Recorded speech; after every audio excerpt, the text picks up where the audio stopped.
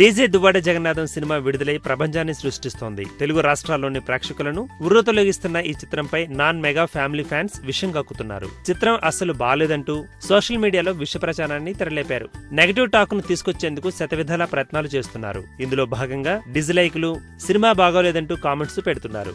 ఈ విషయంపై సినీ విశ్లేషకులు, మెగా ఫ్యామిలీ ఫ్యాన్స్ తీవ్రంగా మండిపడుతున్నారు. ఇందులో భాగంగానే వారంతా నాన్ మెగా ఫ్యామిలీ ఫ్యాన్స్ పై ఆగ్రహం వ్యక్తం చేస్తున్నారు. ఇదిలా ఉండగానే ఈ తరహా ఫ్యాన్స్ తాము పవన్ కళ్యాణ్ ఫ్యాన్స్ అనే ముసుగులో మరింత ఈ డీజేపై అక్కసు వెలకక్కుతున్నట్టు సమాచారం.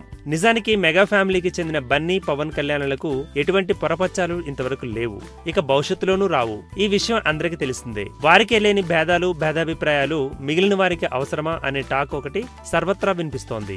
డీజే సినిమా గురించి ఆలోచిస్తే రిలీజ్ అయిన దగ్గర నుండి నేటి వరకు డీజే సినిమా అప్రతిహతంగా కొనసాగుతూనే ఉంది. నేటి వరకు 150 కోట్లకు పైచిలుకు వసూళ్లతో దూసుకుపోతూ ఉంది. ఈ సినిమా ఎంతో బాగా ఉంది.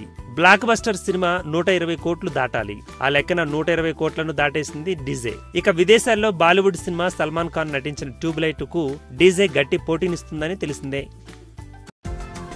ఈ వీడియో గనుక మీకు నచ్చినట్టయితే లైక్ చేయండి, షేర్ చేయండి, సబ్స్క్రైబ్ చేసుకోండి.